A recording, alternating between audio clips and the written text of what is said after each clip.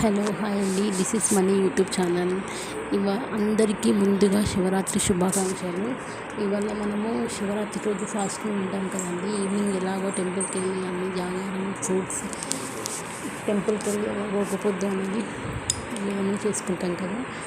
మనము శివరాత్రి రోజు ఫాస్టింగ్ ఉన్న వాళ్ళకి నెక్స్ట్ డే రోజు మార్నింగ్ మనము నైట్ అంతా జాగారం ఉండి మార్నింగ్ 4 o'clock లేసి శివునికి నైవేద్యం అంతా రెడీ చేస్తాము కదా. మనం నైవేద్యం రెడీ చేస్తాం కదా, దానికి మేము స్పెషల్గా చేసిన ఏంటిదంటే పప్పుచారు అండి. మునక్కాడ పప్పుచారు. మేము చిన్న ఉన్నప్పటి నుంచి అదే చేసేవాళ్ళం. మునక్కాడ పప్పుచారు అండ్ పాయసము, గుత్తి వంకాయ కర్రీ, పూరీలు, పెరుగు 5 items ఖచ్చితంగా పెడతాము.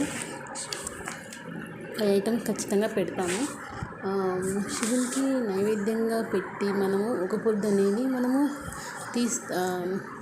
మార్నింగ్ తింటాము కదా అండి. ఒక పొద్దు అనేది వదిలేస్తాము.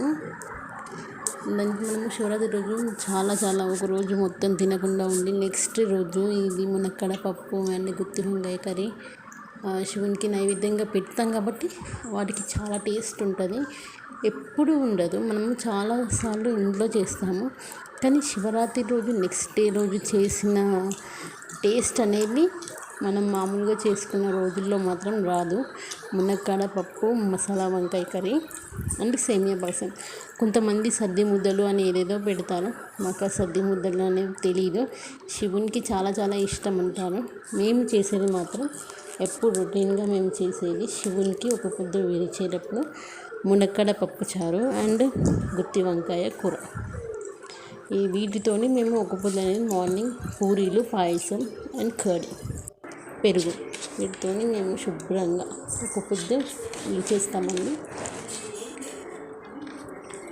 నాదైతే ఆ రోజు చాలా టేస్ట్ ఉంటుందండి. మనము మామూలు రోజుల్లో కూడా చేస్తాం మునక్కాడ పప్పు, కానీ ఆ రోజుకు మించిన టేస్ట్ ఎప్పుడు ఉండదు.